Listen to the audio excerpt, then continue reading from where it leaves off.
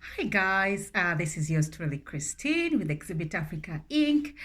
I know it's been a minute since the last time we did our fun fact series about some beautiful countries in Africa, but I'm glad to be back once again to share with you some more interesting facts from a beautiful country called Equatorial Guinea. So I hope you're ready. I hope you're comfortable. Let's get started.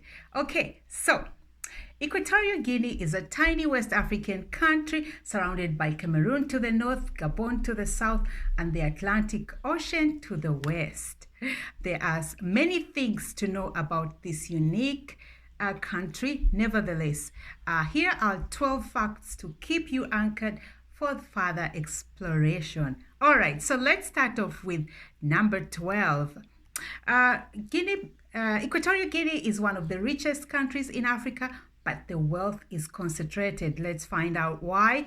Equatorial Guinea is one of the richest countries in Africa. However, the vast majority of its residents live in poverty. Like the rest of sub-Saharan Africa, Equatorial Guinea suffers from the curse of natural wealth. Despite it being a mineral-rich country and one of the few countries in Africa to have abundance of payment surplus and a handsome per capita income, most of its wealth goes to the private pockets of a few ruling elites. The majority of its small population lives in abject poverty. Wow, that is sad, but common. I'm sure a lot of us are not surprised by that, especially if you're from the continent. All right, let's continue on to number 11. It has had the same president who's served since 1979. The president of Equatorial Guinea has been serving since 1979. Teodoro Obiang, the current president, is one of the longest serving presidents in Africa. He has been accused of corruption by many, and despite more than a dozen attempts to depose him, he has clung on to power. He himself seized power from his uncle in 1979 in a coup. His uncle, the first president, Francisco Macias Nguema, had ruled this tiny country since it gained independence in 1968. His son Teodoro is the vice president. Wow. Okay, moving on. Number 10, the third largest oil exporter in sub-Saharan Africa. Equatorial Guinea is the third largest oil exporter in the sub-Saharan Africa. Crude oil accounts for 69% of its export, followed closely by petroleum gas, which accounts for 23% of its exports. Wow. At the current value, this fetches 4.1 US billion dollars and 1.3 billion respectively, thus leaving it with a handsome trade surplus of 4.2 billion after factoring in its imports of about 1.6 billion US dollars. Wow. Wow. Okay, going on to number 9. Equatorial Guinea is the only country in Africa to have Spanish as well as an official language. After almost 2 centuries of Spanish colonization, Spanish became the official language. This is one of the causes of colonialism in Africa, where the natives take up the colonialist language in preference to their own languages as the official language.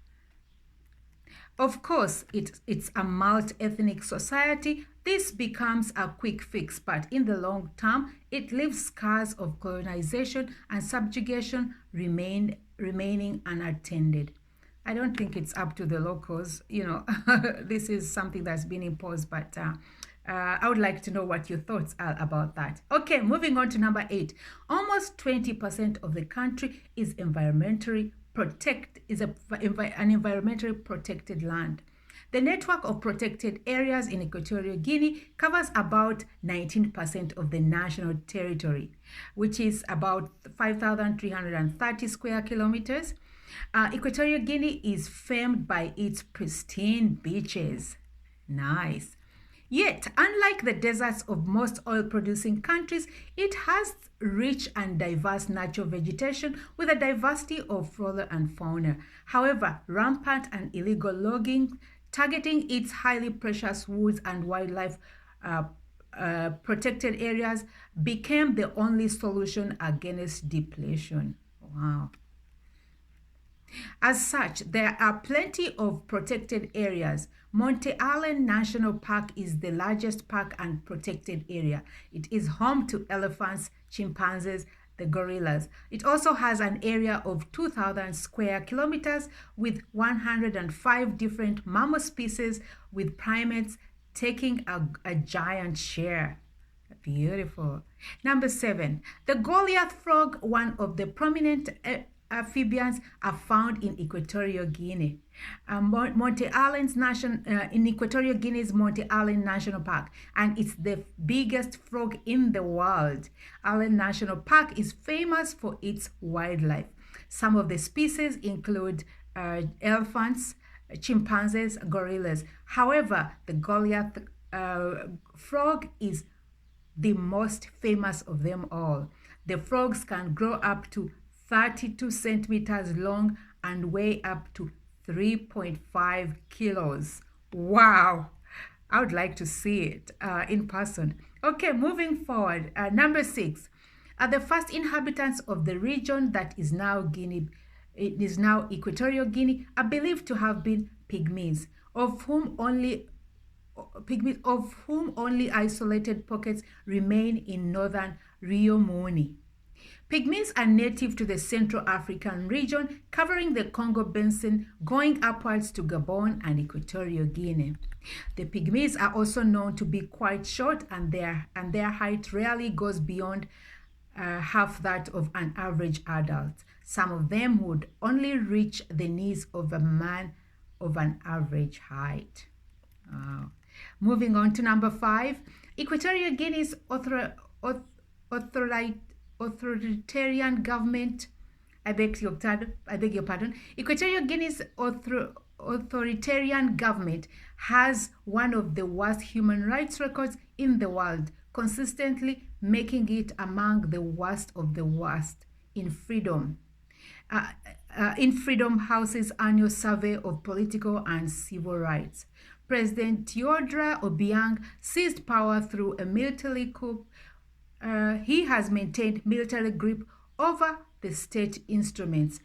Being in charge of an oil-rich country, he naturally happens to be a benefactor of international conspiracy to keep him in power, just to continue siphoning oil from this rich but impoverished country.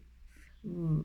The Western worlds, who are always so eager to taunt democracy as a pretext to get rid of unpleasant regimes, seem to have swallowed a silent conspiracy to keep him on as they benefit from the rich oil exploits. Wow, I would like to know what your opinion is. This is not my opinion. This is an opinion of the website, the site, which is africanza.com, which is providing us with this information. So it's not my opinion. Don't come for me, but I would like to hear what you think about this, if you have anything to share. Okay, moving on. Christianity is the predominant religion. The principal religion in Equatorial Guinea is Christianity, the faith of 93% of the population. The vast majority of Christians are Roman Catholics, that make up 87%, followed by a distance by Protestants, who make up 5%, and the other religions are taking the remaining share. Number 3, it's the smallest African nation to be a member of the UN. Okay, let's find out how. Equatorial Guinea is the smallest African country to be a member of the United Nations. The size of this tiny country is just 28,051 square kilometers, or 10,831 square miles. Conventionally, Africa has big countries, some like the DRC, Mauritania, and the former Sudan, occupied the size almost enough to fit the entire Western Europe. Thus, it is rare for a small non-island country like Equatorial Guinea to exist on the African continent. Yet, despite its small size, it holds natural wealth that supersedes those of many large countries. Okay, moving on to number 2. Equatorial Guinea gained independence in 1969 after 190 years of Spanish rule. The Spaniards and Portuguese were some of the earlier colonizers in the world. Before the Berlin Conference, which ushered into the scramble of Africa, Spaniards and Portuguese had already established tiny footholds in several parts of Africa. The only exceptions were the Boers or the Dutch settlers in South Africa. However, Portuguese were the earliest colonizers. At some point in time, the Spaniards, the French, and the Britons were granted territorial rights. This informs the reason why, apart from Spanish, Portuguese, and French are the official languages.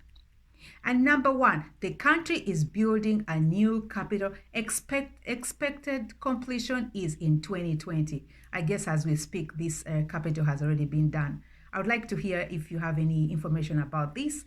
Anyways, let's find out some more about this capital. Equatorial Guinea is building a new capital city expected to be completed in 2020. This brand new capital city will be called Oyala. However, probably there is some logic due to security reasons.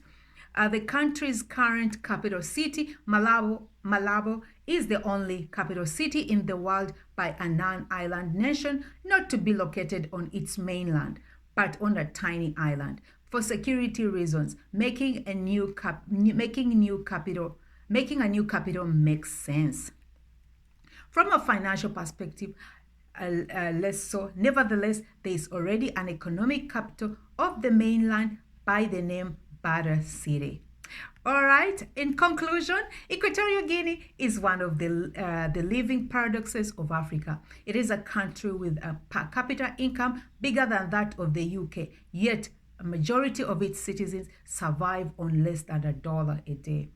It has natural wealth, including both black gold, oil, and green gold, which is rich agricultural lands, plus so many other minerals. It also has pristine beaches and beautiful scenery that attracts foreign income.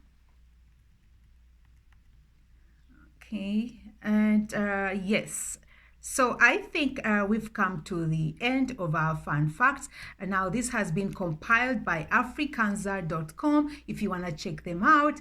And I'd like to hear from you. I'd like to hear some of your views or comments about what you think of Equatorial Guinea. Once again, it's been yours truly, Christine, with Exhibit Africa Inc. Until our next video, ciao for now.